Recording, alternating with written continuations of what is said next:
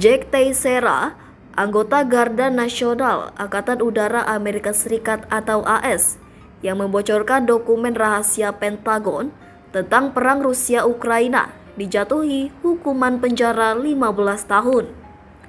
Pria berusia 22 tahun itu dinyatakan bersalah oleh pengadilan dalam kasus kebocoran informasi rahasia paling berdampak besar dalam sedekade terakhir. Teixeira bertugas sebagai spesialis teknologi dan informasi di Garda Nasional Udara Massachusetts ketika menjalankan aksinya. Ia mengunggah dokumen rahasia tersebut di media sosial Discord, kemudian menyebar luas di dunia maya.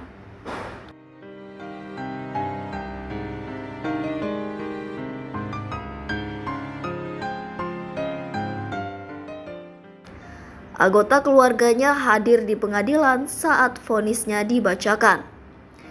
Teixeira ditangkap pada April 2023 dan mengaku bersalah pada Maret 2024 atas 6 dakwaan federal.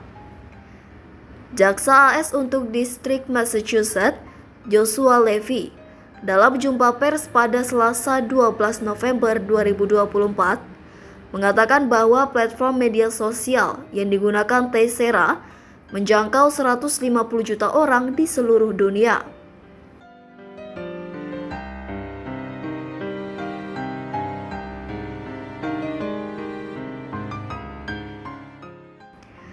Penangkapan Jack Teixeira disiarkan langsung di televisi. Oleh karena sedang aktif bertugas saat melanggar aturan, dia juga bakal diadili di pengadilan militer sesuai Uniform Code of Military Justice.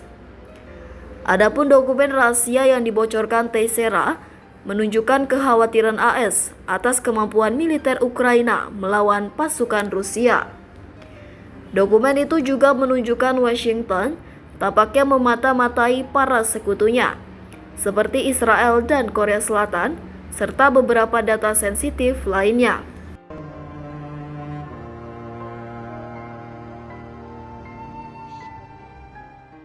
Sejak merdeka, Ukraina hampir selalu berkonflik dengan Rusia yang mengklaim bahwa secara historis dua negara itu adalah satu bangsa. Pada Kamis 24 Februari 2022 pagi, Presiden Rusia Vladimir Putin mengumumkan invasi ke Ukraina dan segera diikuti oleh tembakan rudal ke berbagai kota Ukraina dari wilayah perbatasan. Ukraina dulunya adalah bagian dari Uni Soviet, tetapi federasi itu pecah berkeping-keping dan hanya menyisakan Rusia, wilayah terbesar yang menjadi pusat pemerintahan Uni Soviet.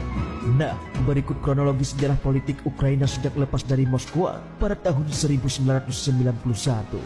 Pada tahun 1991, Leonid Kravchuk, pemimpin Ukraina, menyatakan kemerdekaan dari Uni Soviet yang kemudian disahkan lewat referendum. Kravchuk kemudian terpilih sebagai presiden. 1994, Leonid Kuchma mengalahkan Kravchuk dalam pemilihan presiden yang dinilai terbuka dan adil. Pada tahun 1999, Kuchma terpilih lagi, tetapi pemilihan presiden ketika itu diwarnai banyak laporan kecurangan. Pada tahun 2004, kandidat Presiden Viktor Yanukovych yang sangat pro-Rusia terpilih sebagai presiden. Akan tetapi, dia dituduh melakukan kecurangan dan memicu aksi demonstrasi massal yang disebut Revolusi Oranye. Revolusi itu berhasil mendorong dilakukannya pemilihan ulang dan muncul sebagai pemenang adalah Viktor Yushchenko. Pada tahun 2005, Yushchenko dilantik sebagai presiden dengan janji membawa Ukraina lepas dari bayang-bayang Kremlin dan mendekat ke Fakta Pertahanan Atlantik Utara atau NATO serta Uni Eropa. Dia menunjukkan taipan perusahaan energi Julia Timoshenko sebagai Perdana Menteri, akan tetapi kemudian dipecat karena konflik internal. Pada tahun 2008, NATO berjanji suatu hari nanti Ukraina akan menjadi anggotanya.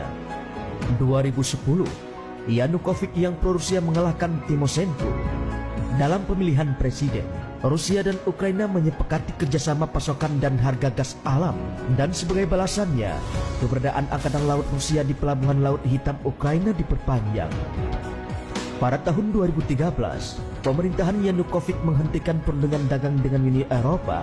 Pada November lalu, memilih menghidupkan kembali kerjasama ekonomi dengan Moskwa. Tindakan itu kembali memicu aksi unjuk rasa meluas di Kiev.